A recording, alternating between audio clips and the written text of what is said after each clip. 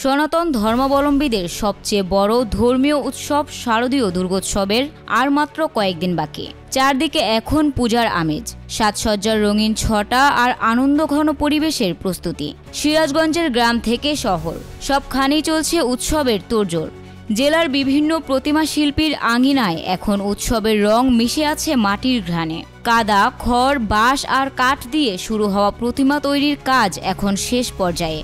শিল্পীরা দিনরাত নির্লস পরিশ্রম করে রং তুলির আঁচড়ে সাজিয়ে তুলছেন দেবী দুর্গা, সরস্বতী, লক্ষ্মী, কার্তিক, গণেশ ও অসুরকে। পশ্চিম গাওদহ জয় মা কালী মন্দিরের আমি সভাপতি বিনয়চন্দ্র হালদার। এখানে পূজা আমাদের আয়োজন করা হয়েছে। পূজা মন্দিরে প্রতিমা সুস্থভাবে তৈরি হইতেছে, আমরা পূজা করব।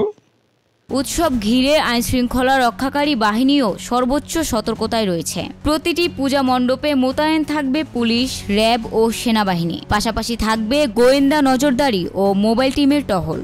সিরাজগঞ্জের পুলিশ সুপার মোহাম্মদ ফারুক আহমেদ বলেন, কোনো প্রকার অপ্রীতিকর ঘটনা এড়াতে সর্বোচ্চ নিরাপত্তা ব্যবস্থা নেওয়া হয়েছে। প্রতিটি মণ্ডপে সার্বক্ষণিক নিরাপত্তা নিশ্চিত করা হবে। জেলা প্রশাসক মোহাম্মদ নজরুল ইসলাম এক মতবিনিময় সভায় বলেন, শান্তিপূর্ণভাবে পূজা উদযাপনই আমাদের লক্ষ্য।